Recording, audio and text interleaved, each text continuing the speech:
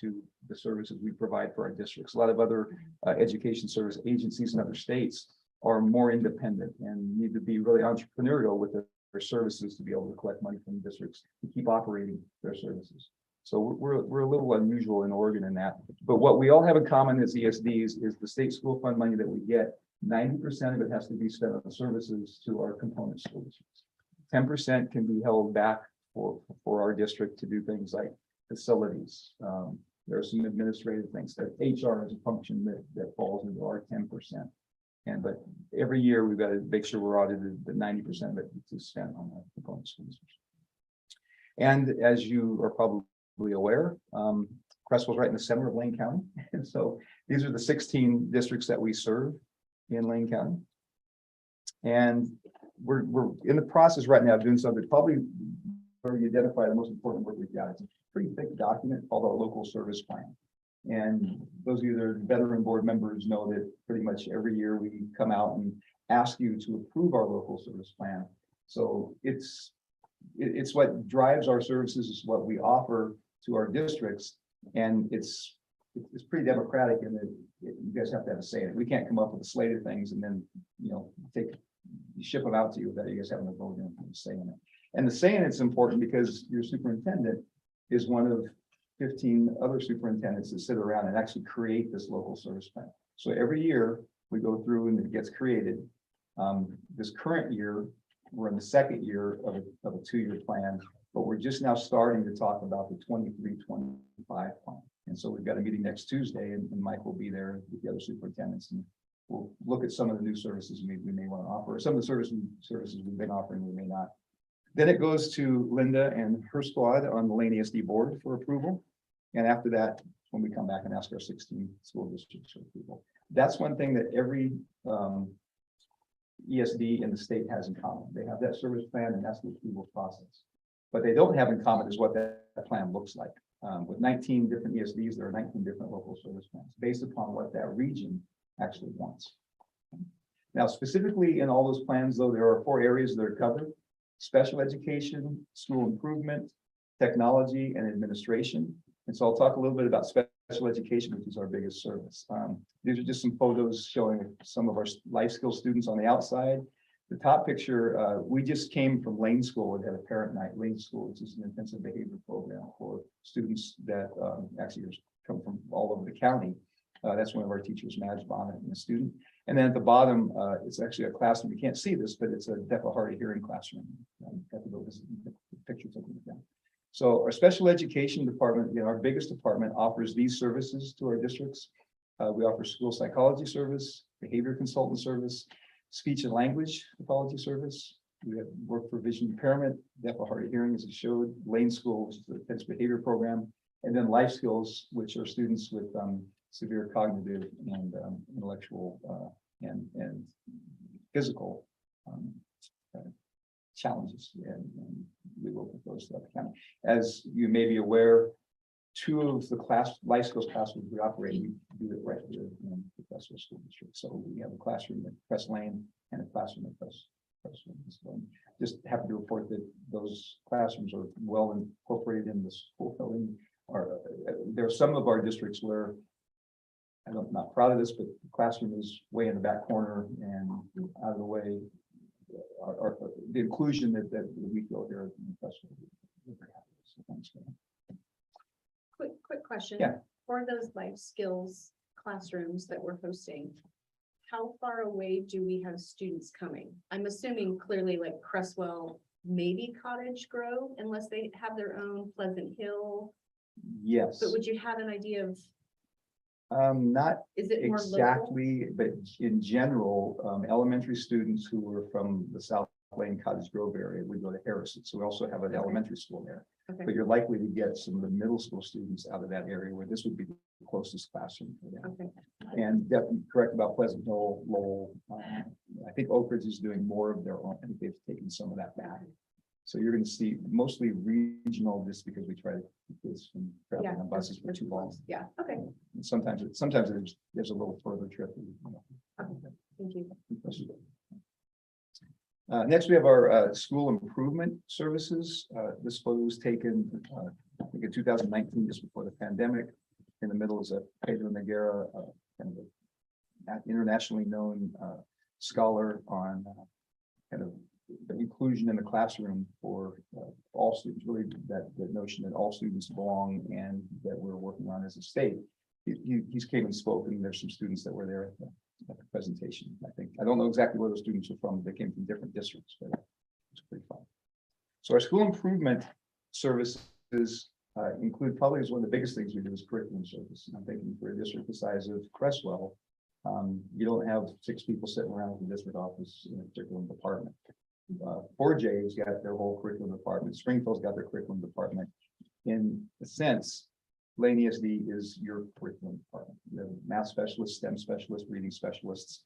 And I like to point out even the bigger districts that have their own curriculum departments, they don't operate in complete isolation. They still have a way to connect with our folks. But you think of Mapleton with 150 students, there's a superintendent and a principal, and you're doing the reading, the math, everything else. We have staff that is upset. We just adopted language arts curriculum last year, Mhm. which I'm sure many other school districts did as well. So part of the beginning of this school year for our teachers was learning that new curriculum. Does ESD play any role in training our teachers on how to use that curriculum? We can. So you provide that for us? We can do that, yeah. I Okay. think we would probably be asked about that, but we have staff that can step up and do that. Yeah. We collaborated with USD and other districts at USD. They facilitated the meeting when we went through the adoption process. Okay. So that was their, partnership or their leadership in that work. We joined in. Okay. Yeah, I just didn't know whether you created any kind of training out for teachers to either walk through themselves or come into our building and train on how to use like elementary stuff to facilitate. It may not be directly related to the actual curriculum adopted, because each district's gonna adopt a little bit of a different curriculum. But in terms of coming in and talking about some strategies that could be used, we could do that. It's a little I more see. customized, Okay, but so it's not in general, everybody in the county adopts the same thing, but got it. there, we have our language arts specialist, definitely somebody that can come out and work with Okay. your language arts teachers. I understand. Thank you. We also are the support system in the county for career technical education. This has grown immensely, and I know Mike and I've had some conversations about CTE and where it was, where it's going, where it's been, and where it's going. Because as it's moving forward, we're looking at more, I think, regionalization of these programs. Even as districts the size of 4J, can't put together every single sector that kids may go into in career technical education. So we're trying to find ways that we can break down some of those boundaries between districts. Mhm. It sounds easier than it is. Mike Johnson, Mike Johnson's part of helping us look at that. One of the things that we've been successful on is taking the advisory boards for each CTE program and regionalizing those. Typically, every CTE program has to have an advisory board that includes the instructor, as well as somebody from industry, somebody from the community. And sometimes the industry person is very influential throughout the industry, throughout the county. And sometimes it changes every couple months. And so in cooperation with Wayne Community College, we've set up that regional board that for construction has more instructors and more construction professionals that are involved in that. And so we think that's create a little more robust classroom experience for students. A real good example is a program that we just saw happen at LCC this summer, and where the construction teachers throughout the county got together as part of this grant called Constructing a Brighter Future. And they all built houses together. So the instructors we have 15 construction programs throughout the county. The one district that doesn't is Mapleton, but they're partnered with Siuslaw. So really, if there's going to be projects going on in all 16 districts where students are going to be involved in homes, based upon what the instructors learned from industry experts. It was great walking on that campus and watching our teachers. I know a few of them that were working with the industry building the houses. So that's an example of how we're kind of supporting some of the CPE stuff that's going on. More to come. We also are the supports for students who are migrant. We have a migrant education program that's a federally funded program funneled through the state that's getting larger, it's growing. And you may recall a few legislative sessions ago, the legislature, kind of both party move, a cooperative effort, which was great to see, came up with some funding for the Student Success Act, which actually is one of the areas of funding that we're all getting that is right now on very solid ground. And that was specifically designed to improve students' mental and behavioral outlook, as well as make sure that students who haven't been historically successful are getting supports they need to be successful. And what we're finding in that Student Success Act programs that are kind of large programs that have also grown our African American Black Student Success Plan, as well as kind of some social emotional learning specialists. We can't work directly with kids out of the social emotional learning part, but we can work with staff members who then can work with kids.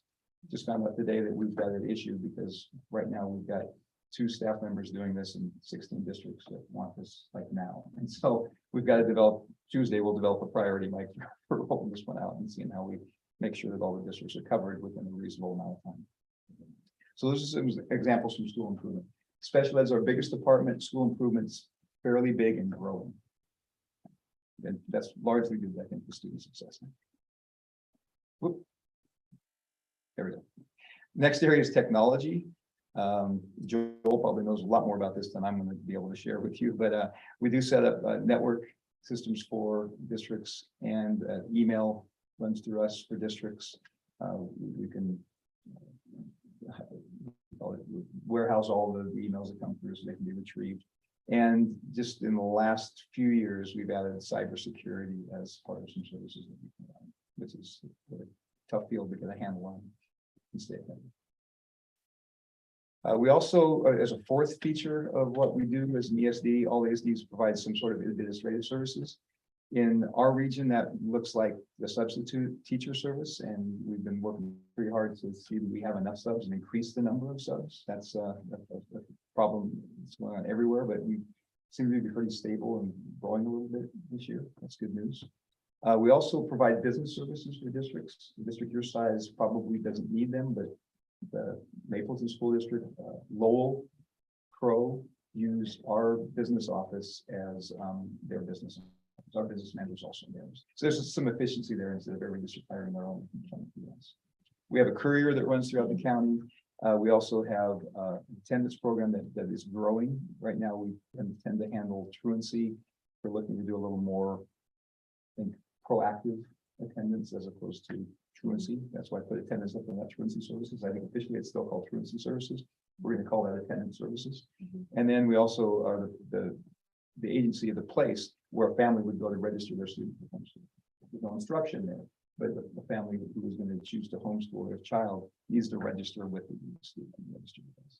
And that's one of the things that we'll also find out about Tuesday. Last 2 years, we saw this enormous increase in the number of students who were homeschooled. That was natural during the pandemic.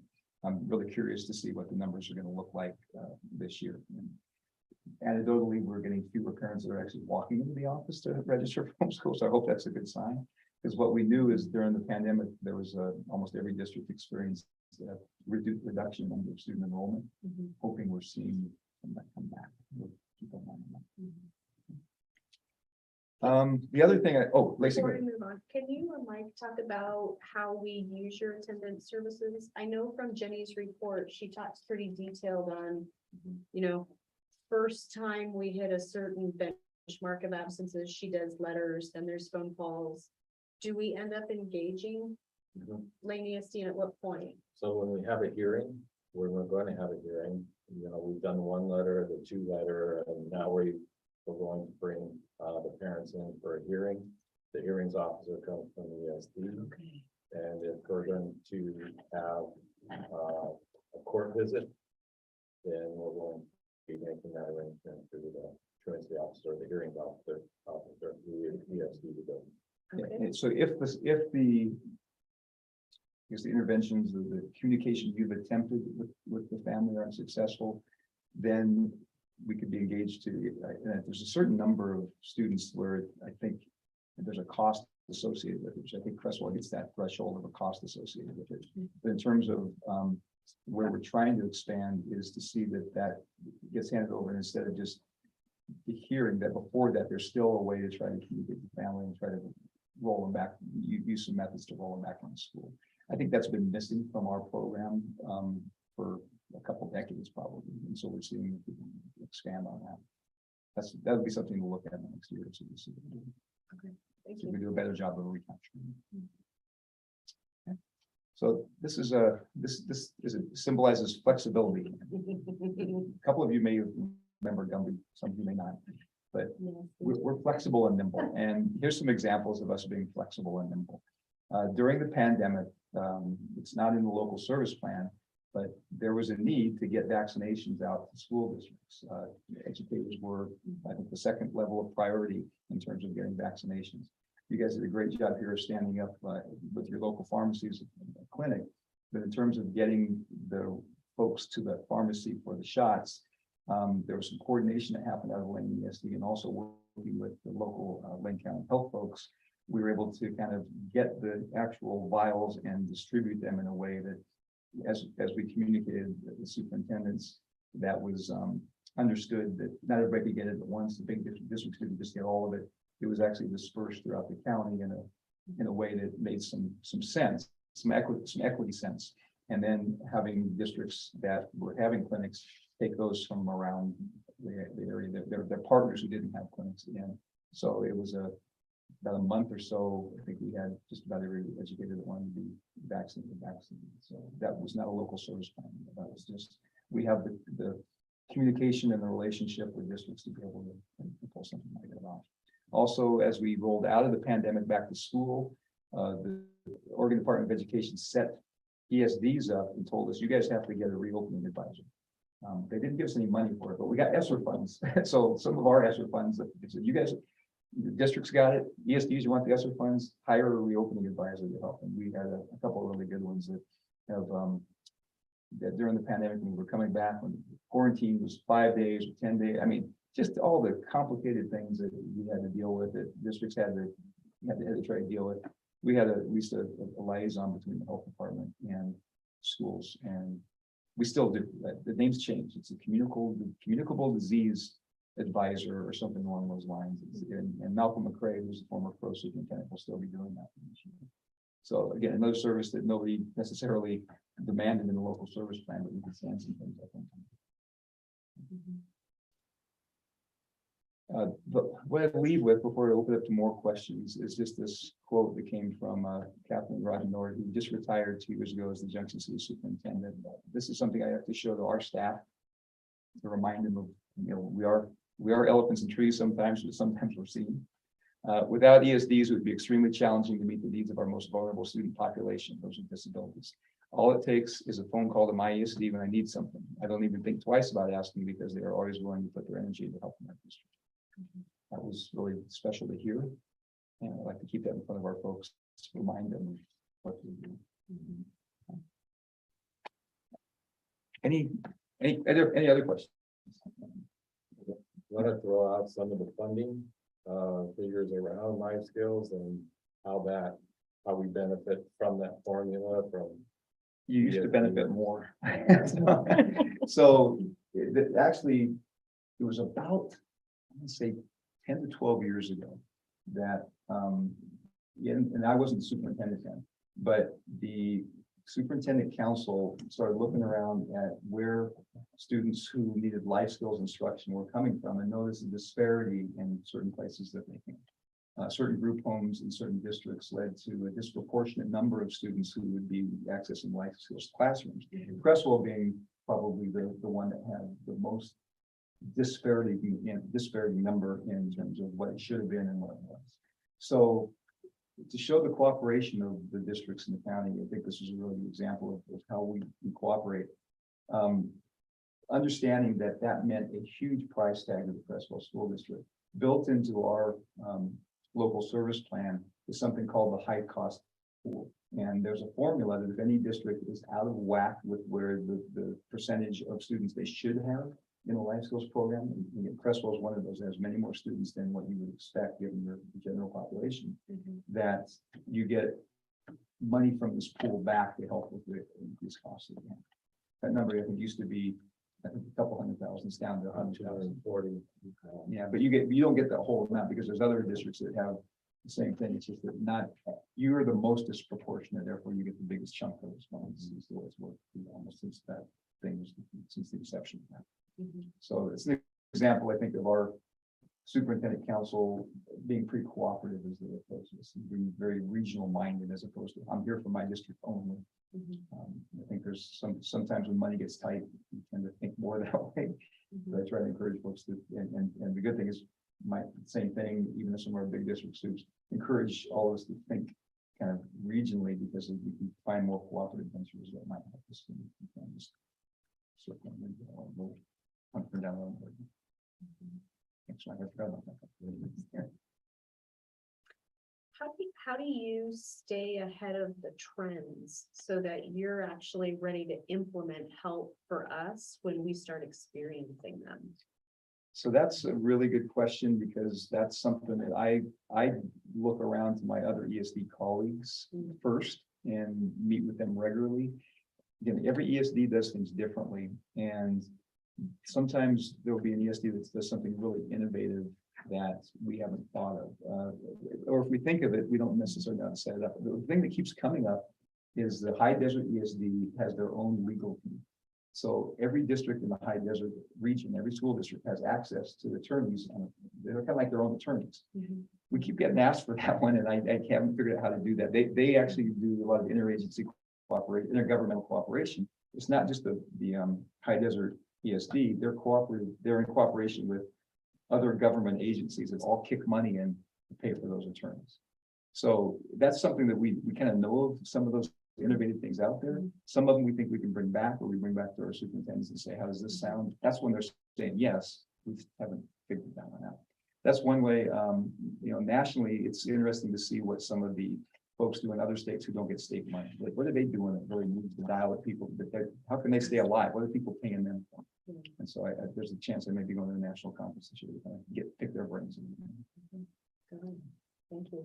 Thanks for going to the national conference to pick their brains for I us. haven't made my final decision, but in terms of getting that perspective from folks who don't get state money. They're pretty- So that means they would have to compete, right? So what they're really offering is the bang for the buck for the students. Okay, I see why you're using that as an Yeah. example. Got it. Other question? Any other comments from teams? Is there more you would like to see ESD doing for your district? I mean, we have 16 and we have to outreach. I'm at large for Yeah. all 16. I go to a lot of them, and some of them school board meetings are the same night, but it's always interesting to hear that ESD is doing well. And so far, I haven't had anyone say, I'd like to see them do more, Mhm. but we can all use more in public schools. Sure. The one, this certainly isn't board consensus. This is just me reflecting on some just recent examples of stuff that we had some parents and nurses come and talk with us about how hard it is to keep and retain. They're not registered nurses, but they're the folks that help our medically fragile kids, and forgive me for the actual, thank you, the LPNs. With that being so tough and just labor market across the nation right now so tough, are other districts also experiencing that shortage of LPNs? And is that something that Lane ESD can help with? Okay. It's something we're trying to help with. And so basically through a lot of budget cuts over the years, districts were looking at what they could do without. So a lot of school nurses were no longer working in schools, and some districts retain them. Some districts have since shared. I think Junction City and Fern Ridge share a nurse, but there are littler districts that have not been able to figure out how to hire the services. So we just right now are bringing on board a nurse for the first time in about 15 years. So 15 years ago, there were nursing services, and the way that our special ed services work is kind of like the nursing services work. Mapleton doesn't need a full-time nurse. They might need a quarter-time nurse. But how do they go out and hire a quarter-time nurse? So we hire the full-time nurse. Mapleton uses a quarter, And then Blastley uses a quarter and, Fern Ridge uses a quarter or whatever, however the configuration is. So we just hired a person now to be shared among 4 of our smaller districts. And so it could be the start of us doing that again. This is kind of what we call a custom service, where districts say, hey, we really need this. And so we hired it. My sense is there may be others that will come to us in the next couple of years and say, can we expand that? What we ran into is a difficulty in finding the folks to do it. Last year, we ended up contracting with Douglas ESD and used 2 of their nurses to help the small districts. Now we want to hire our own or something in that county. So we're working toward it. Is that the same as the folks that are literally with our students in order to allow our students to attend school? In some situations, it sounded like we have a one-to-one, right? A medical assistant with our child, Yes. but you don't have almost like a subbing pool. You know how you have substitute teachers, you don't have substitute LPNs that Not- help roam to fill coverage gaps. No, we don't have the substitute part. We're just Okay. looking to try to hire. Well, I'm thinking of as a nurse that actually, think of a nurse that oversees just the health records and also the health protocol, Okay, not the one-on-ones. Okay. I think our 4J and Springfield, I believe, are hiring those other positions right now. It's something that could be passed off to us at some point. We tend to get, so some of our bigger districts are doing some things. A good example would be they hired the interpreters for the deaf or hard of hearing classes. And we're running those for a long time. Well, I think it was 3 years ago, so I used to be ESD doing this. And so right now there's some functions going on in like 4J or Springfield that we may end up taking back. So that's a possibility. Same with physical therapists, we don't do that. 4J has the physical therapists. sure.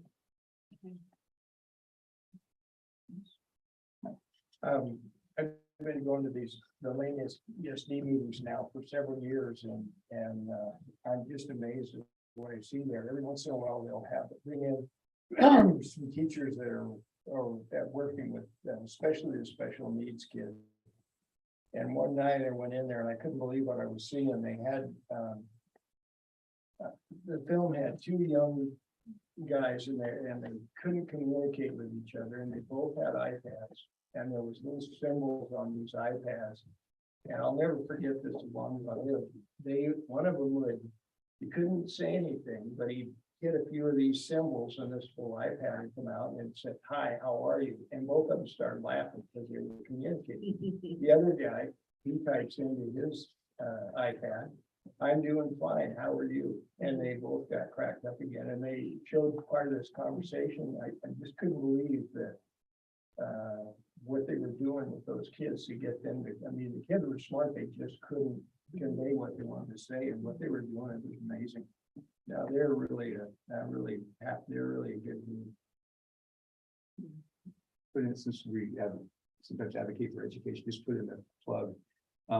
So some of the money to support those programs comes through what's called regional inclusive services. And it's one area where if funding at the state continues on the path it's on, you'll end up paying more and more out of your general budget for that. So we're advocating for the state to pick up their share of that, because that yes, we run it, but that money kind of comes from the state, but is supplemented by money coming from the Creswell School District. If we see that go up to where it actually should, where it covers the amount that the other state school funds gone up, that just means those kids will still get those services, maybe even more services, and you wouldn't have to pay that. It was just amazing what you guys can do with that. Yeah, so that's one area that we can do a little more with. Of course, we all do more with more fun, right? But that's one area to advocate for, because those students are, those needs are there, and there's things that can help them.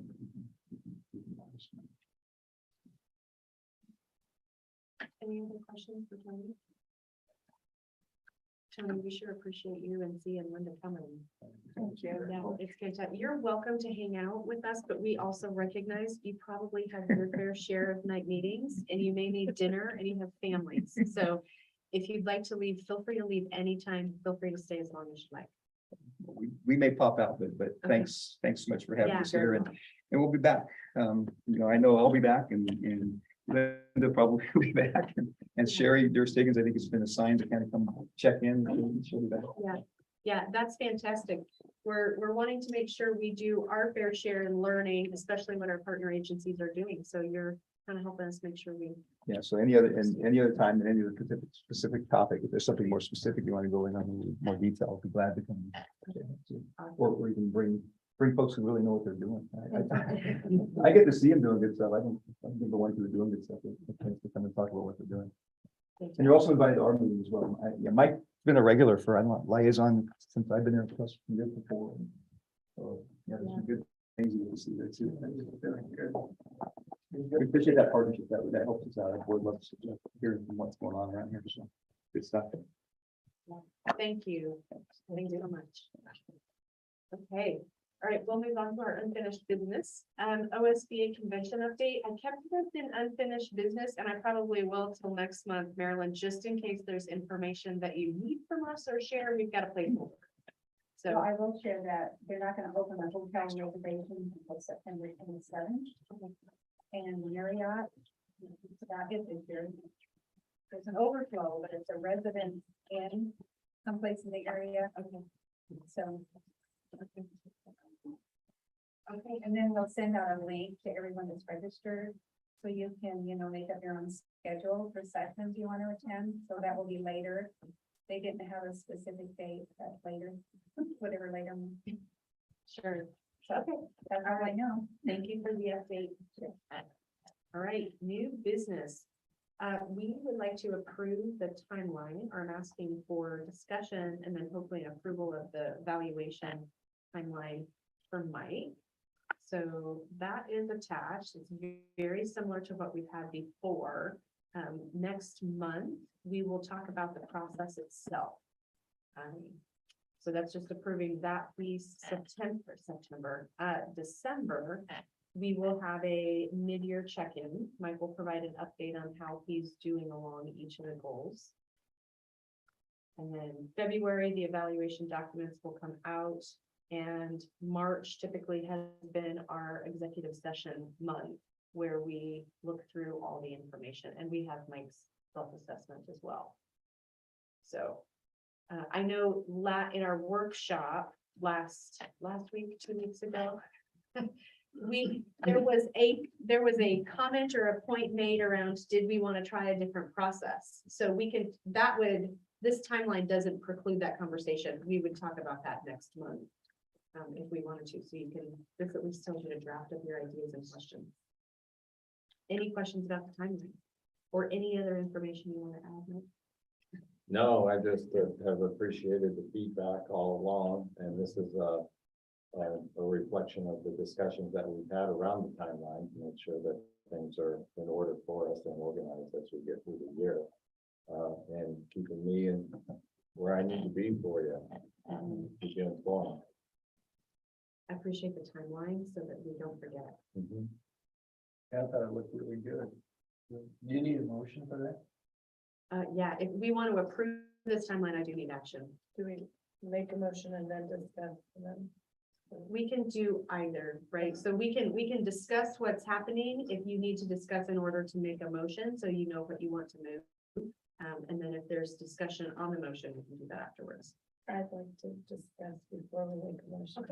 Okay, per our training last week, I really liked the idea of adding another check-in at the end of the summer. And if we're gonna have a timeline, it seems like we would I'll forget it before we adjust again. Because I think technically this would be the end of this year. And then the summer would start the following years. I don't know how we add that in there. Maybe we approve this year with the goal of changing it for next year. So end of summer, so are you thinking August? Yeah, because he was talking, it really makes sense to have 3 check-ins, summer, fall, and spring. Okay, And I thought that was a good idea. okay. The other thing we talked about in that session was the idea of having targeted feedback. And if we're wanting to think about doing that, do we need to put it in the timeline?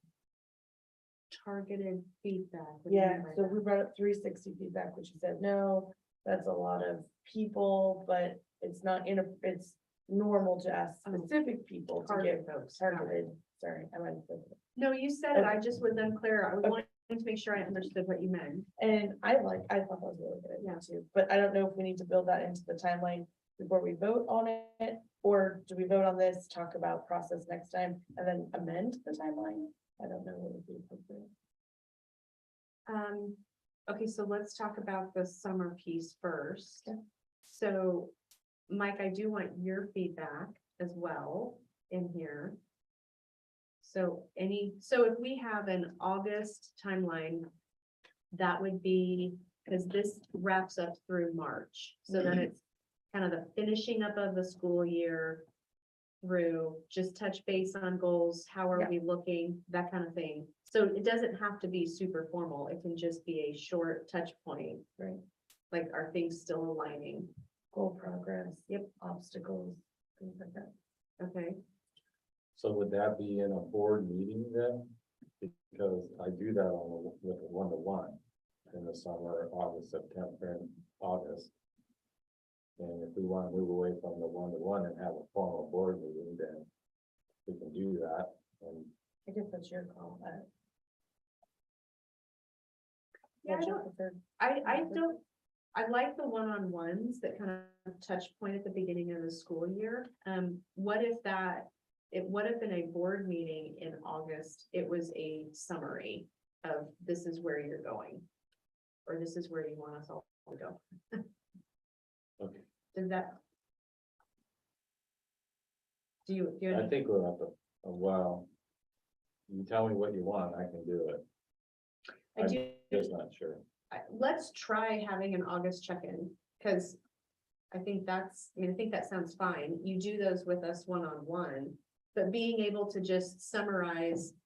So if you've checked in, like this year, you were checking in with the seismic grant, we got tours of the elementary school kind of one-on-one. You could summarize, like, we've touched base, this is where we're going, but just in case somebody happened to miss a one-on-one, the summary catches the board up. That would be my thought. Or we've learned things in the one-on-one that it made sense to share with everyone, that maybe we're halfway through one-on-ones and it's not necessarily gonna happen. Mm-hmm. I just thought it was a nice idea.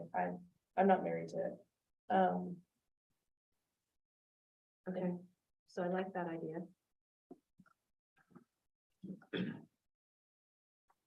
And then your other comment, Candace, Targeted feedback. targeted I feedback. feel like we used to do that. Didn't we used to get? We did a Yeah. couple different, we tried a couple things with previous superintendent. Yeah. And so I think it's fine to try something. I like the targeted piece rather than the full 360. Because then I think in the past, we got feedback from the superintendent to say, tell me a couple people that you worked with closely. Right. Right? Few inside the school, maybe one or two outside the school. And it was some pretty general questions, right? How's your relationship going? Kind of questions. In terms of the timeline, if that's something that we want to talk about in the process, I don't know if we would need to adopt a new timeline unless it significantly changes any of that. But if we're gonna select to receive that information back at the same time that we get a self-assessment back, so all the information is due. We already have a February timeline where it says evaluation documents sent to the board and Yeah. superintendent. So if the process just amended that to say in targeted audience, we wouldn't need a timeline adjustment, if that sounds good for folks. Okay. So the timeline seems good. Let's make sure next month, when the evaluation process comes back on, that we talk about that, so that gets approved appropriately. Okay, all right. Okay, And I so move to approve the superintendent evaluation timeline. I'll second it. thank you. Any discussion on the motion? All in favor, raise any hand you like. Okay. Thank you. That was unanimous.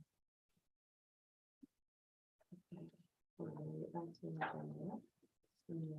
Okay, working agreement. So since it's the beginning of the year, we thought it would be a great time to just touch base with the board and superintendent working agreement. This probably would be a good thing for us to do just every year, right? In case there's new board members or just refresh. And so we had done a workshop at the end of a school year, I'm thinking, to do this agreement. So it's relatively fresh. But hopefully you've had a chance to review it.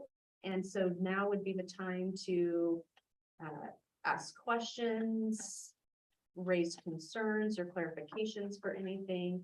And then ideally, we would like to, the motion could be like to affirm it, right? Everything still looks good, or if we need to edit a few words, we can make a motion to approve an edited version, but we'd like to make sure we get it adopted.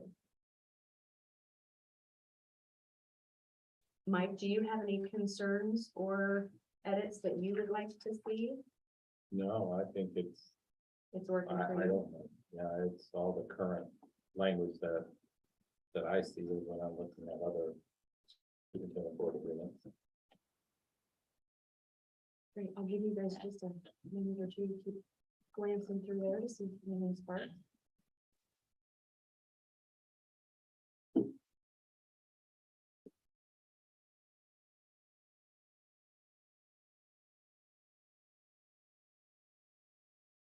So you want a motion on that? Yeah, I want a motion. I just want to make sure folks have enough time to just like quickly glance through again in case they had a question. Yeah, That's pretty well done. Okay.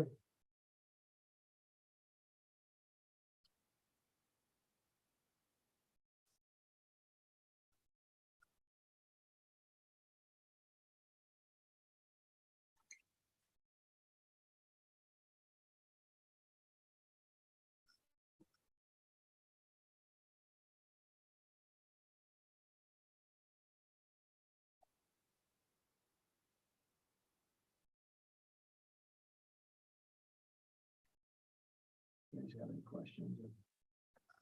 I have one, I just wanted to, sorry. I don't remember the going for the next time. The only question, and I'm not in agreement, I just don't remember what our thought process was on number 2, focus on policymaking, planning, and evaluation. I get the last part rather than day-to-day operation. Don't understand that part. I don't remember what we meant by evaluation, Superintendent evaluation. just the superintendent's evaluation. It's Okay. one of the primary duties listed for any board. Just seeing how we said it was, okay. Yeah, I'm fine with that. Okay. Need any more time to keep making sure? You're good? Okay, all right, I'll take a motion. I move that we approve the board superintendent working agreement as written. A second. Great, thank you. Any questions on the motion? All right, all in favor? Ms. Keenan? Thank you, that was unanimous. All right. Discussion on the work session follow-up. So there were a couple things that I wanted to make sure we still had time to talk through. We had done some brainstorming and kind of idea creating in the work session, but I wanted to know what we wanted to do as a board so that we can start implementing some changes, if anything. The first was we had indicated that we wanted some time to learn together as a board. And if we want to do that within the same time frame and not expand our meeting schedule, or if we want to expand the meeting schedule. So I'd like some direction on how you like the time commitment to go. Or ideas on how we can revamp the agenda to find a little bit of time within it. And I have an idea if folks are wanting me to go first so that you have some more time, but I don't want to take the floor, overrule folks. I'd love to hear you. So, I, for one, don't necessarily want to make the meeting too much longer, like systematically make it longer every time. So I'd like to take the reports, the information that we get from the administrators, I actually still like that information, and there's probably things in there that we can shorten, so it's a little bit easier on administrators, but I would love that, not necessarily to be on the agenda that we have to walk through. It could still be sent in the board packet. If we have questions, we can just email Mike directly. But we don't have to spend either 5 minutes or 15 minutes wandering through that information as a board. We've got it, we can review it, but I'd like that 5 or 15 minutes to then, let's talk about an article that we read and what we learned and what questions we have about it. So that would be mine, and then, we don't need the administrators, I think, here all the time. I think if there's a topic that comes up, it frees up their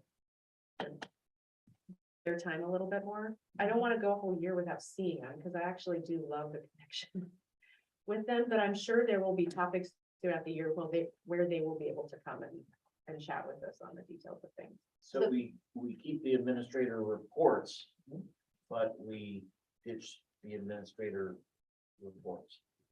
Yeah, like on the agenda, they wouldn't be listed on the agenda for our discussion in a public meeting. They would still be in the board book.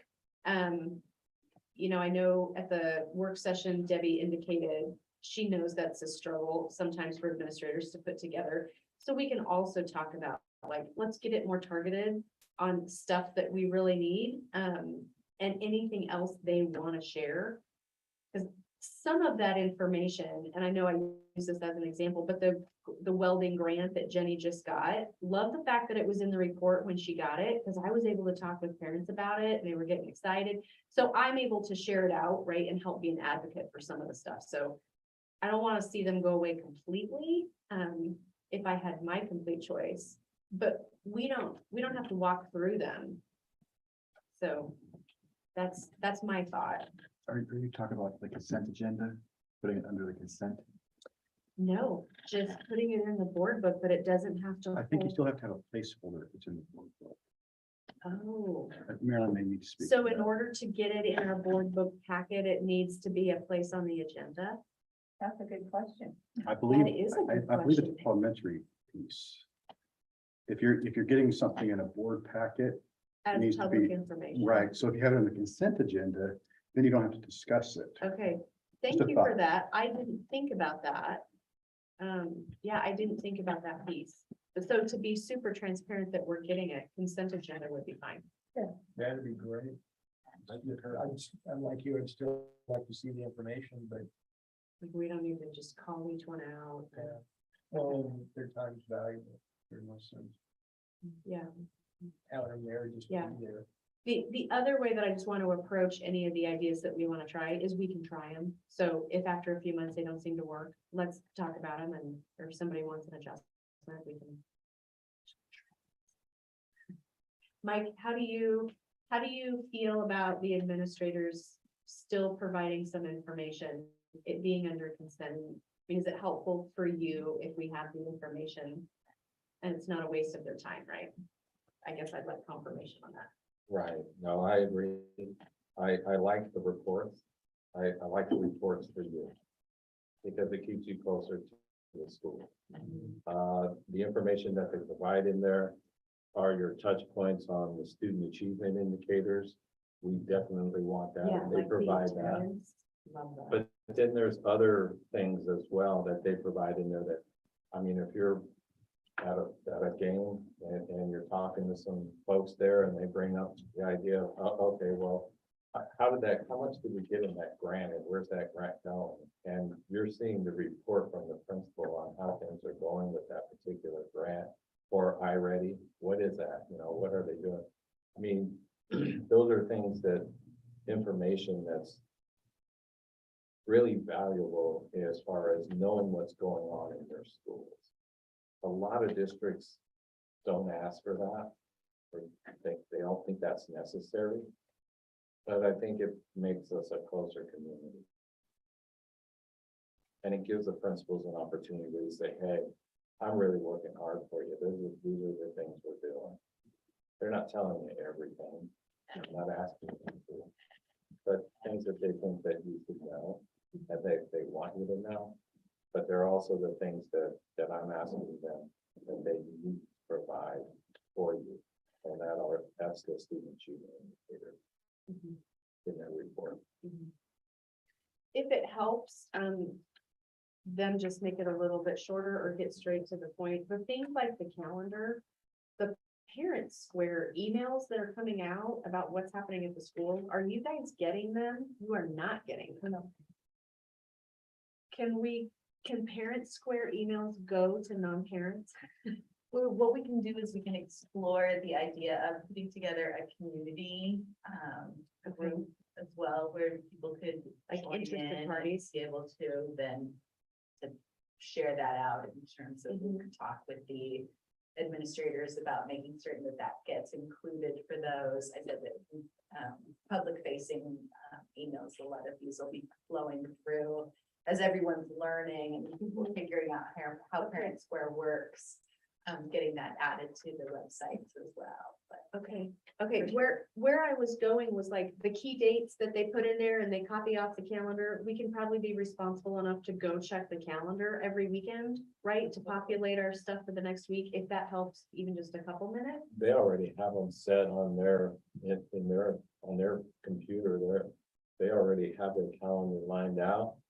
They just transfer it over to that report and you get it. It's not a traditional. I'm fine with it. Okay, If it's easy, that's fine. okay, I'll let them know that it's either or. Yeah. okay. Okay, so that can be one change then, is we'll move the administrator reports up to the consent agenda. And then what will happen when we get down to like after I'm looking at the agenda now, like, so we go through unfinished, new business. Then near the end of the meeting would be a placeholder for just board learning. We can title it that unless somebody has a great idea for a title or current. I don't want to say current information sharing, but just board learning topics or something. And then do we want to operate it at first like we would do a trustee report? Kind of just either round robin, share something, or do we want to have something sent in? I think we want to have something, is my opinion. Okay, I'd rather have something focused that we're all reading and having a Okay. conversation. Then we'll remember to go find.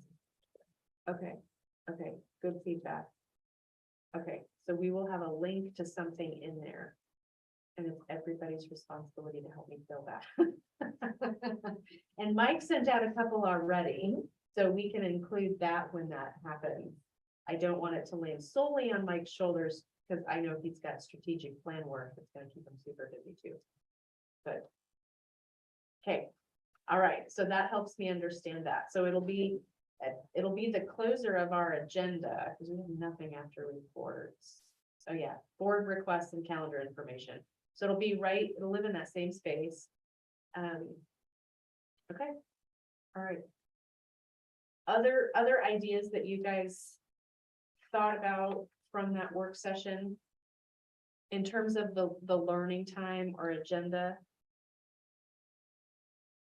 piece? There was another topic that we had. Are we ready to move? Okay, I didn't want to like cut people off. The other thing that we talked about that I saw people light up around was the board goals. And so that's linked in here. I've asked Mike to just make sure that we have the board goals linked at the bottom of all of our agendas. So it's right there in case we need to refer to it. And so you'll see that at the bottom. Do we want to have a work session where we talk through those, reaffirm those are still great goals for us, edit them as we need, so we can have a work session and probably bring in a facilitator to help with that? Can I speak to this for just? Please, absolutely. So all of the criteria that Vince talked about is in this document, on your document. So some really good work. I mean, this is like 2018. But your board goals are broad. And then the board vision themes are the, you know, that's the work that's happening, that we're aligning to as a district. So those themes were changed when we went into our last visioning into the 5 bold steps. So when we go into this strategic planning session and we develop our themes, our 5 bold steps coming out of it, those would be the new vision themes of focus that would direct me into the work. But those vision themes fall underneath the district goals, the broad district goals. So if I were looking at this document to make more sense of it, I would have the district goals listed right under the mission, and then the themes listed under the goals, because that's how it's articulated. It's a vertical articulation that way. And then your student achievement indicators, you have more than what's typical of other districts in here, but the ones that other districts have are in here. So you have additional ones beyond what other districts ask for. I'll be honest, I have no memory of doing. Is anyone else doing that? When did we do this? Cause I was on the board in 2018. I don't remember doing it. I remember we had almost like a half day on a Saturday with Todd and the principals, where we revamped and rewrote the goals a couple years prior. And then we had a Way before refresh. This was a refresh Okay. session. So they were freshly adopted or reaffirmed in 2018, but it came from a work session that was a couple years Okay, before that. okay, that makes more sense, because we Yeah. didn't do any work around this 2018. We just re-adopted them. Yeah, I think we did it in a work session. I think Todd did hold a short, like a 1 or a 2 hour work session for us where we talked through what these meant to us and if there were any gaps. So Okay. it was a short one. And we can keep them. I mean, personally, I think there was energy around it because we have some opportunity to re-envision what we're doing, but if the goal is to, if we like to keep these, let's continue. I like the goals. I want to do a better job of tying like things that we're doing in the agenda back to these. So there's a connection there.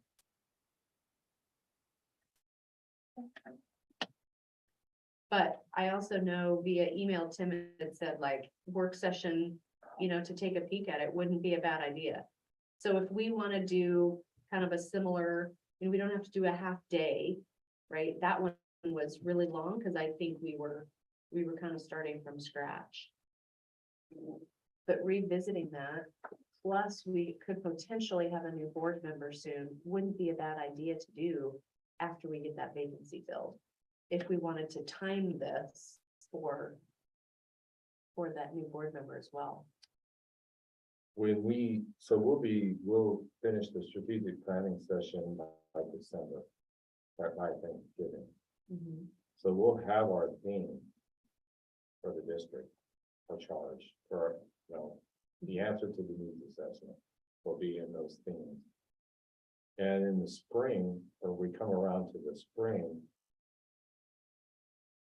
or maybe even in the winter, whatever you choose, if you wanted to do a work session around goals, that would be good timing and Okay. set it up for the next year, because the themes will be set for the next 5 years.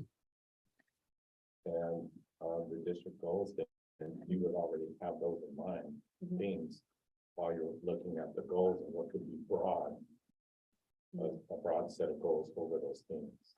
I do like having the strategic plan data, because if there's gaps that the community or the parents that are engaging are wanting us to fill, and we see that in here, or we want to create a specific goal that's very targeted to something that is a super high priority, we would have the opportunity to do it when the strategic plan piece is done. So I like the winter, spring timeframe. I think it's a great idea to do it after that, after the plan comes together, then we have a lot more to not necessarily deal with, but if we have a better understanding of mesh everything together, that'd be great. Yeah, I agree. So we talking Are we thinking, of January, February, or even later? What's your idea of that we would have like rough draft aggregate data of the strategic plan? So we would have those 5 bold steps completed by the first of the year. That's where a lot of work, that's what we go to work on, really, rather than having a team on laying out the action plans to address those bold steps in the community for the district needs. So I would say, right around, sure, that would be around spring break, maybe late February. Before we Early start March. budget. Okay, I like that time frame. Okay, does that work for you, Candace? I know you're aching to go on it, so I don't want to kill I'm your more enthusiasm. disappointed that I felt like that's what we all walked away from last week, was Yeah. that we feel disconnected from the goals. Uh-huh, And we feel, I mean, at least that's what I took from last week. uh-huh. So I'm just kind of disappointed that we tabled it. So, and that's fine. I mean, I also, I'll be honest, I don't think we've revisited these goals in a long time. Yeah, I well, mean, we even haven't, 2017. we was a long haven't, I was gonna say, we haven't since 18. And I think what would be good for us is our board meeting agenda items tied back to these, right? So it stays fresher. I think that would give us good practice as to how we're using them. I'm fine. I mean, Okay. Okay. All right, are we gonna use our, student indicators? It'd be nice if we found a way to bring those a little bit more to the forefront in our meetings, mhm. because we're gonna use them, but personally, I think I get them lost in the shuffle of our agendas.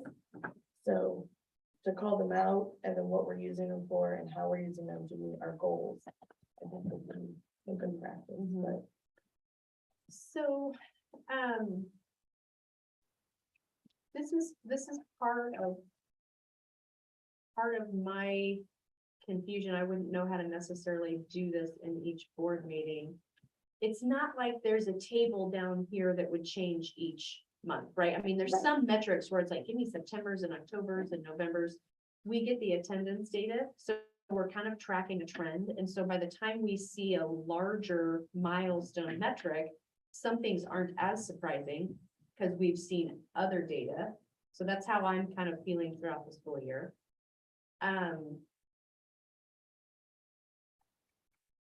so what's Does- our goal with getting an indicator? Like, what do we, as a board, what does an effective board do when they get data back from an indicator? So typically, what happens is at the end of the year, the superintendent provides a report with data on each of these indicators. Okay.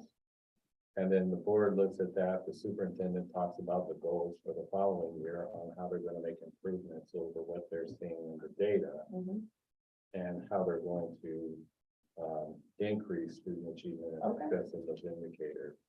That's at the end of the year. What we do in Creswell is different because we provide that data as soon as we have it.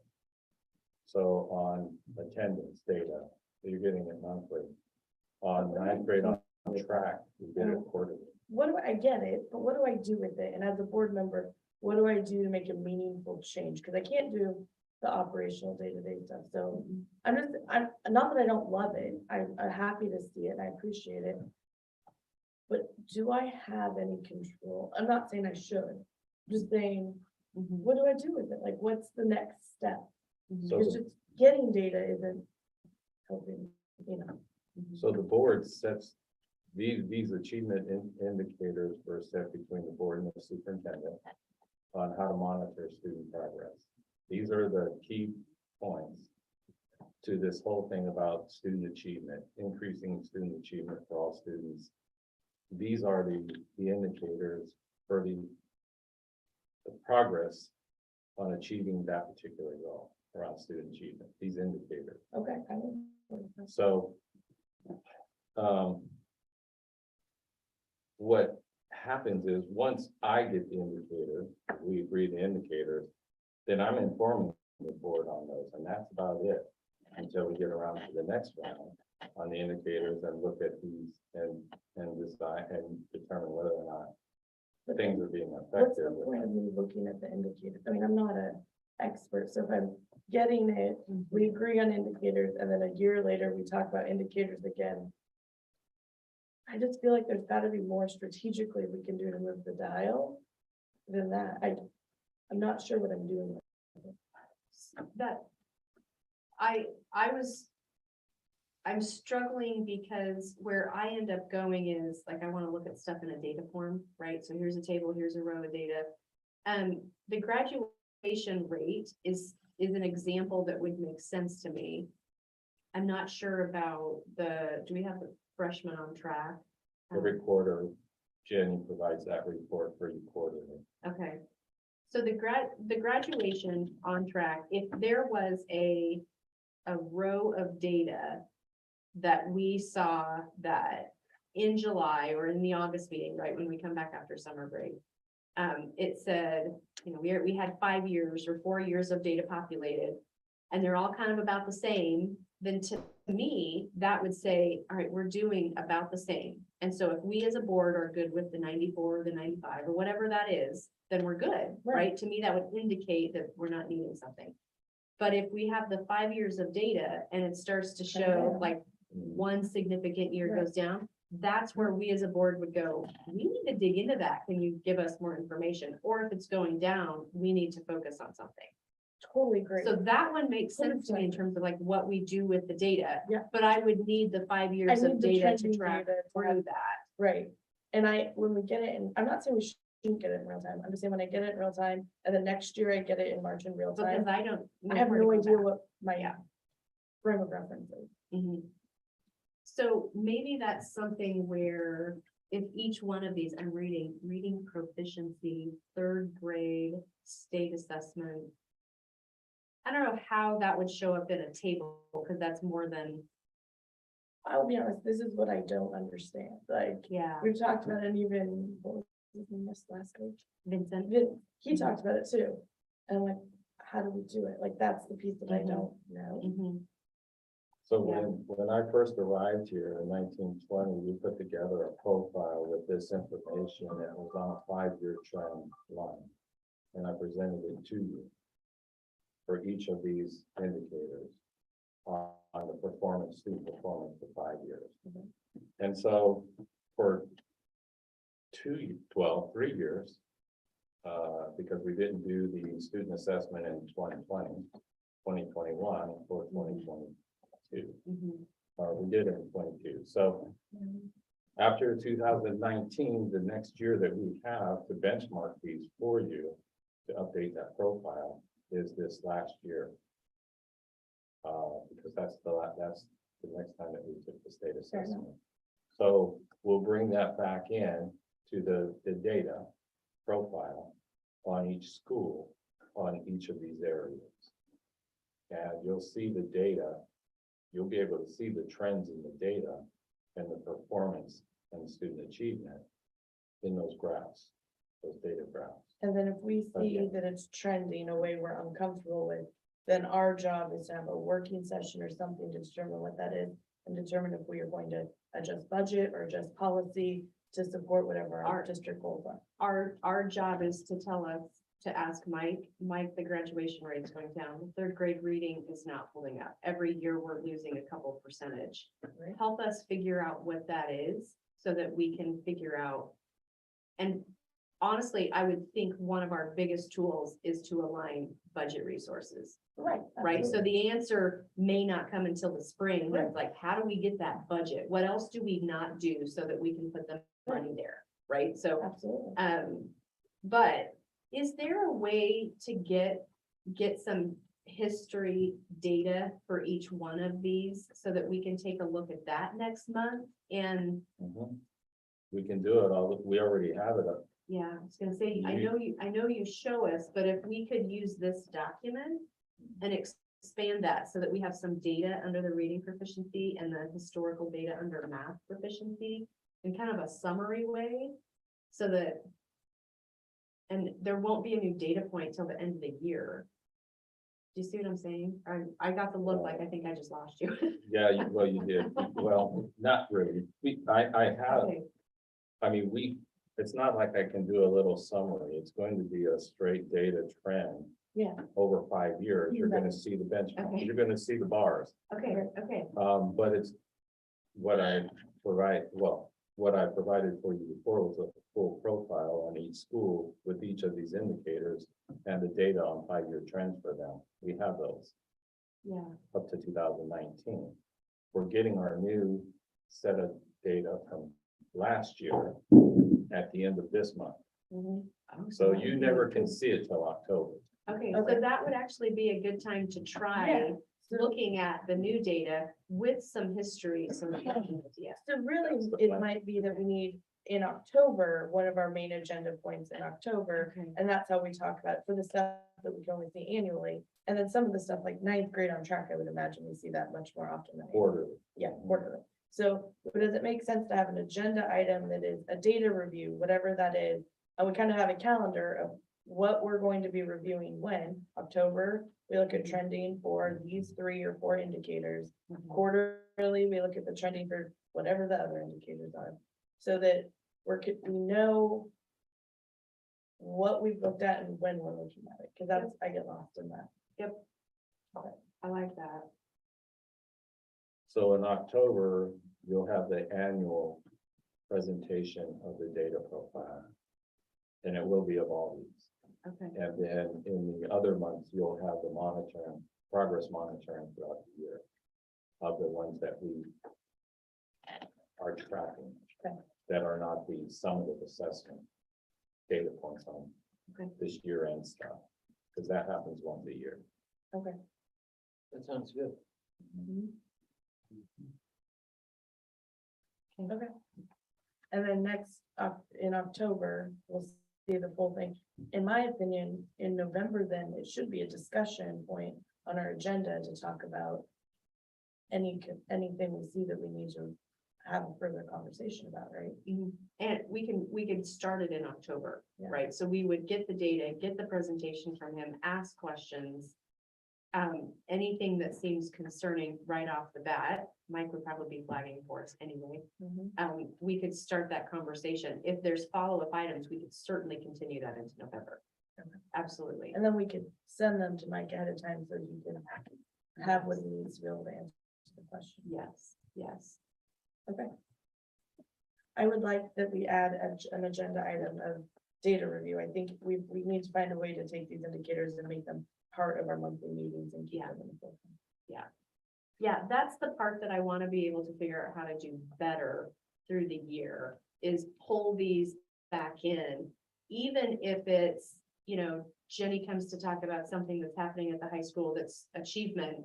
We literally put on the agenda, goal 1, Jenny's gonna come present Yeah. on this detail, right? Yeah. Like, they're working these goals all the time anyway, but by pulling it back on the agenda, it helps us remember and it ties it back a little bit more directly. Agreed. Okay, I do think we should rework these goals because they're very big. I mean, I think Yeah. there's district goals, but I think he also said we're supposed to, you also can have board goals that are, increase achievement for all students. Now, that should be our district goal, but as a board, we want to make incremental change. We've got to find a way to find things that we can control and move. That's usually how you set goal final. That's how you personally set goals generally. yeah. So, I would want to get clarification on the goals, because I don't want to develop a strategic plan goal. That's what his job is. know what our goal is, though. We're supposed to Yeah. have board goals, right? Isn't that what Matt said last week? He said board goals. The district goals, like, we've set them, so the board equals district goals. That's the way we've used them in the past. Doesn't mean it's how we have to move forward. But we've not had multiple sets of goals, right? That has kept us working the same thing. But he did talk about individual board goals around like professional development Right. articles or a Oh, book study. Sorry, or- okay, Okay, okay, us as a unit is what Right. you're talking about. yeah, Okay, okay. I'm literally thinking district goals and going, I don't want to get any more detailed because it would get too much down to a strategic plan. Right? And then each of us acting as our own superintendent. I don't want that piece, Right. but you're not talking that at all. Correct. You're talking board, like us as a people. Okay. Yeah. Okay. Like, how do we become a more effective board? Like, what are our goals Yeah. to find ways to be better at what we do? Uh-huh. I don't know how to do that. Good so question. I'm now on the same page with you. I'm glad you kept talking to clarify. So how do you want to go? If we're asking for professional development goals. So didn't, this was actually, I should have followed up when I remembered because through the last week, I didn't. We reviewed our collective assessment, but didn't we also assess ourselves? I did two assessments with Yeah. this, one as an individual for myself and one as a whole group, us as a team in terms of like what we vote on and what we work on when we're in a public meeting. So I should follow up with him because I think that self-assessment data would be helpful for us. Because if that points to a weakness for me, that's where I would want to develop into like a professional development goal. That's me, that's not necessarily us as a group working together.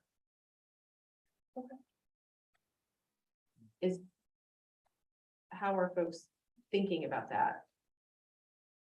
I should follow up with Vincent to see about the self-assessment piece. So that's something. I have a feeling this just takes into account both. It's all of it. Because it's together called into one, self-evaluation. but it doesn't break it out by person. Yeah, I think it's just a summation of all the different questions. Okay. I'm gonna email him and ask him if there is a way to look at the data individually in case we wanted our own data.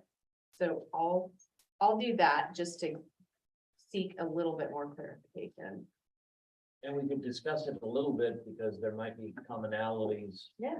Where we move forward as a board together, because we all want to learn the same thing. Yeah. In terms of a professional learning, I mean, by adding something on the agenda, I think that will feel like an improvement and being able to talk through that. It doesn't create a specific goal, but it moves us towards that.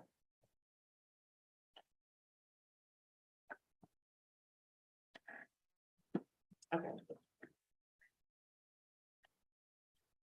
Okay, any other thoughts or follow-up from the work session? It was kind of the agenda revamp, the learning together, and the board goals were the touch points that I wanted to make sure we talked about. Did you guys have other items from that we want to talk through? Okay, Tim's good.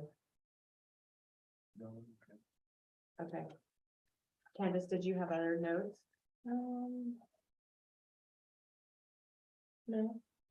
Okay, if you're looking through those and we want to have this agenda item next month, like, let's talk about something else that we want to try. Email Debbie and Mike and I so that we can get that on the agenda, because I don't mind this being a standing agenda for us to keep talking through things. Okay. Awesome. I think I'm gonna spend some time looking at some other school boards agendas just to see Okay, what other people. that'd be great if you want to bring back anything that looked interesting. Yeah. Okay, thank you for doing that. Okay. Hold on, getting this up back on the agenda. Okay, annual board training. We have mandatory reporting that we have to do. And last year, the board elected to do the sexual harassment training. So question about, do we want to load the sexual harassment training for all of us again? So we're refreshed on that. That's an optional that we said yes to. I don't feel strongly about it. Thoughts, Tim, Mike?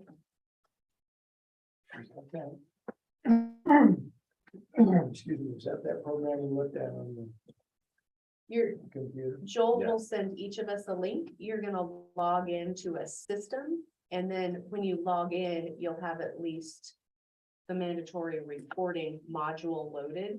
You have to complete it and answer the questions at the end to show the system that you watched it. Am I correct, Joel? Yes, absolutely. And then And it then- just keeps a data on that. Okay, and then if we also do the sexual harassment piece, we would watch that module and answer the questions at the end as well.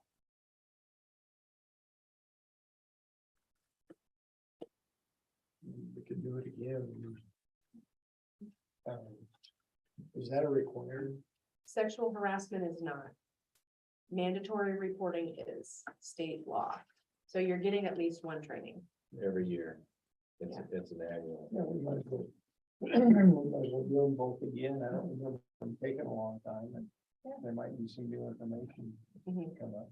I think it's helpful for us to be updated and refreshed on Yeah. definitions and things like that. Okay, can you load both of them for us, Joel? Absolutely. Thank you. All right, we have one application for our board vacancy, so it's listed as discussion action. We can discuss what we would like to do, and if you choose to take an action, we can do that as well. What are people's thoughts on, the application? The application itself looked great, no concerns.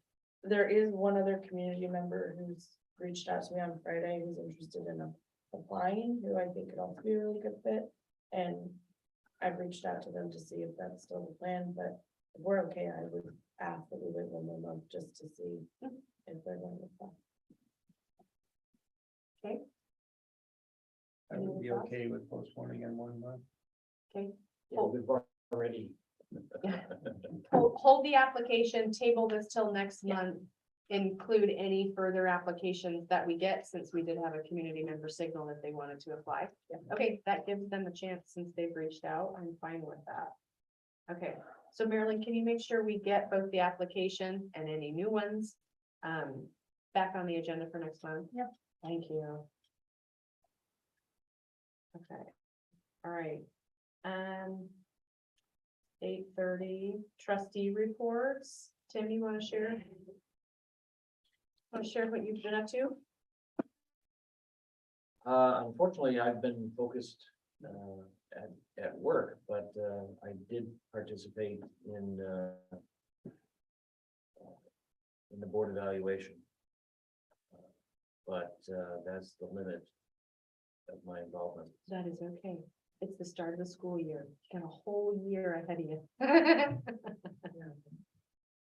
That's why that access to that email letting us know when events are would be handy for me.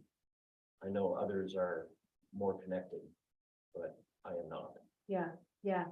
The school calendar, if you log on to the district website, which by the way, Julie is fantastic. And Joel, thank you for making all that transition so smoothly. The school calendar, pretty cool to look through. So you can find it there if you want to scroll through Okay. until we get the email thing, the community email thing figured out. Okay, Candace? I think I have my dates right. Since the last school board meeting, I've been to 3 away football games, somewhere around there. And I've been able to go to a couple volleyball games, Whitefield volleyball team this year. Yeah. And I joined the boosters last week. Because I really have a strong opinion about grass. And boosters. And I've spent a number of hours researching uniforms this last month, so Quite expensive. mind-blowingly expensive. I think we'll only be able to afford tops. It's gotten out of hand, I'll tell you. Yeah. Cost has. Absolutely right. Mhm. So I think that's everything. Okay, Right? I've been to a couple volleyball games, Lanius, Deanie. And the other, at a volleyball game, Jenny from the high school approached me about, she's hired a couple of shop teachers who are well versed in airline mechanics and fixing planes. And that made my day for about a week and a half. I'm on the flight, the Creswell Airport Commission. And I went over and, I met the instructor, came to the high school, met the instructor, then I went over to the airport and got a bunch of information for the teacher to put in whatever agenda or whatever curriculum he wants, however he wants to approach it, but I want to take him over and introduce him to everybody, and before we had, one guy was using a Lotus of flight simulator. I mean, they're all jacked up about getting the high school together with the airport. And turns out the young guy that rented, the city bought us a hangar. The guy that's renting it now is on the commission with us now. He's a member, so I want to get, I think his name's Josiah, the teacher, Mr. Wynn. I want to get him over and have him meet everybody because he's going to have a lot of information about it. There's a group over there that already has a curriculum mapped out in different aspects of flying and maintenance and that kind of thing. So we're going to try to get him as much information as we can to make that successful. It's been my goal for several years to hand out a diploma at the end of the year along with a pilot's license or something similar, and I think that's way cool. But yeah, I'm really excited about that. I think we've got everything, just get the bits and pieces together, and I think we'll have a great program.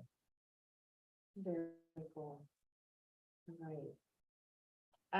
I got to see our football team at the Jamboree, so that was cool. And I saw the JV game earlier this week. I was able to step into a volleyball game just for 10 or 15 minutes, but yeah, I've heard from the kids that they're an awesome team, so that's pretty cool.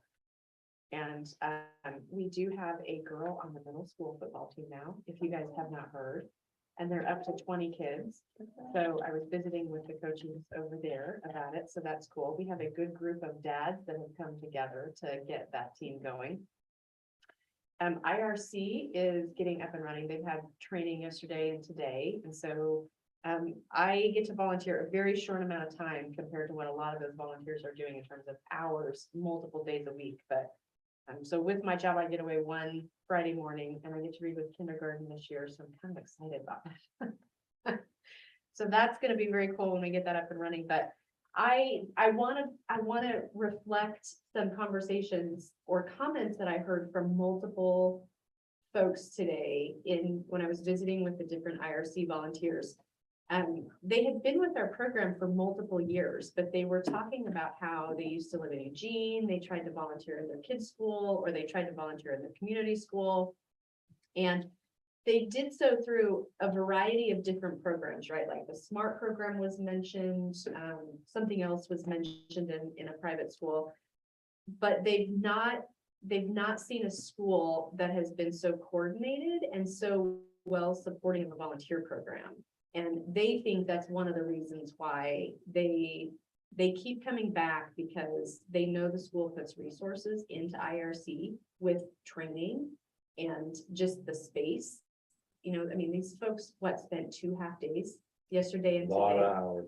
Yeah, getting training, getting oriented, and they know the school wants them. Everywhere they go, the teachers thank them. So they feel a lot of appreciation. So I want to just say the fact that the school not only just endorses, but like welcomes them in and makes it possible, I think is why our numbers this year are higher than what they've been. You know, we struggled through COVID because you had to have a vaccination and it was super hard to get into the school.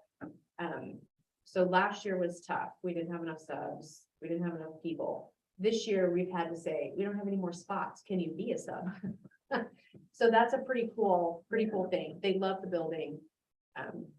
So that is a cool update on IRC. And the other program that I help with is Food for Kids. So that's the backpack program that we make sure we get backpacks of food delivered to kids over the weekend to help with food insecurity issues in the household. And we have more numbers this year than what we've had over the past couple of years. And we think that's because the past couple of years, there were additional benefits provided for folks that needed additional food help. So now that those benefits have gone away, our numbers are going back up. And so that could be a need. Right now, our financial support for the program is pretty solid. So we know we can get through the year. I hope I'm confident in saying that.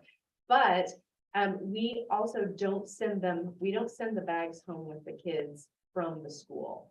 That was a barrier to reaching some families because of the stigma of having to go to the office or having to go to the distribution site, right? And then people know what you're doing. So we have volunteers come pick the bags up from a certain location, a building here in Creswell, and then drive to a couple households. So if anybody's wanting to help with driving, it would be on a Friday night. So Candace, you're probably out, at least for the fall. So, but it's Friday night delivery. The bags are already packed. You drive up, we load them in the car, we give you a couple addresses, and you'd be doing the same houses. So once you find them once, it's pretty easy to go. And we try to pair people up. So it's every other Friday. And then you've got a sub if you happen to be out of town. So if anybody is wanting to be able to help with that, delivering the food is a huge help. Since we'll have a lot more help now. You want to help, Marilyn? Fantastic. I'm going to give our coordinator your name Okay. and they will I will contact you. Yeah, they'll contact you. It's super easy. And it's great because the kiddos or the parents that come to the door just really appreciate the effort. You know, when we advertise the program, we make a point to let them know, like, this isn't a federal program. It's donations from local people in, and it's local money, like we're caring about our local kids. So we make a point about that, and I think they get the difference, right? Because a person's hand delivering it.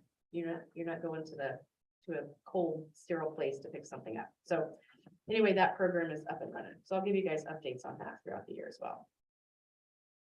Okay. All right. So that is trustee reports. So now we've got administrator reports. It's listed here. And I am going to do a blanket request for if you have questions on any of the links there. I'm not going to move through them individually. So any questions or things that you wanted to call out on those? We'll kind of practice for the consent agenda. I'd like to just call something out to you, Yeah. to your attention, is the food program, our food program for our kids. And the grant that we've received for our K-5 for Creswell.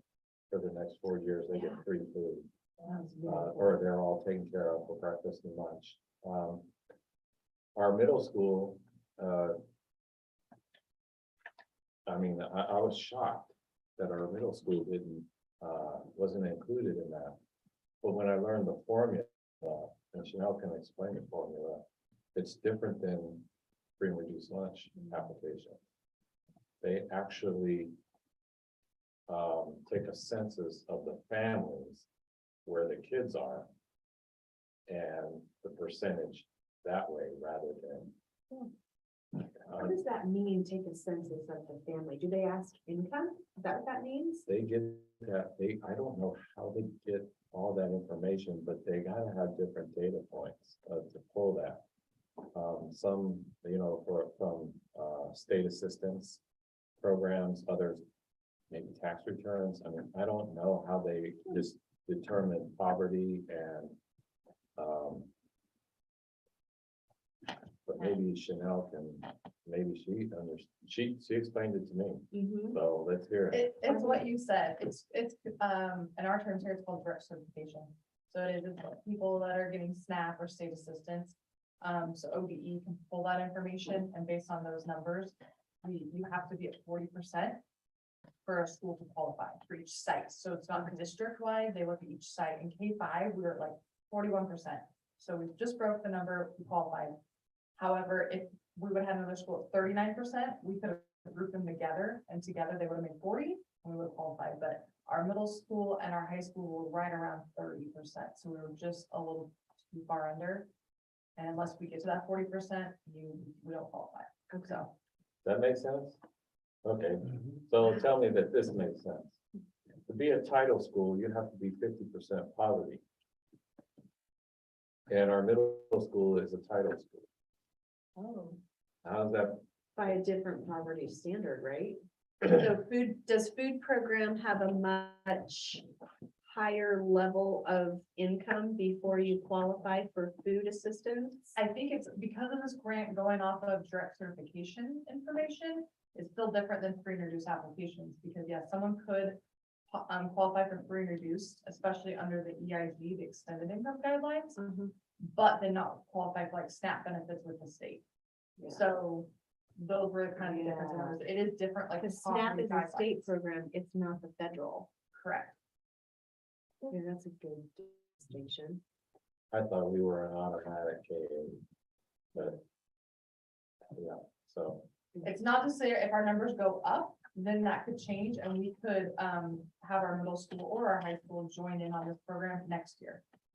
But since the elementary qualified this year, we're locked into it for 4 years unless we want to change. If we want to go to a different food program, then we can back out of the grant. But if not, if our numbers drop next year, K-5 still stays in it. So, Say, hold on to that grant. It'd be real hard to want to jump out of that. yeah. So do you see a high number of student accounts where we have balances that go unpaid? Indicating families are struggling with paying for lunch? no, We did because they, pre-COVID. Hmm? We did pre-COVID. But now that meals have been free for 2 years, and my time here, I haven't got to see this and this process or how any of the unpaid meal balances exactly goes. Which is why I'm really stoked that half of our enrollment is gonna be free. Yeah. Cause I was given that, I know food service, looking at some historical numbers, has always ran in the red. It's a little fearful of going back from a free model to Yeah. paid, and I was like, oh Exactly boy, where I'm I think going. we're gonna.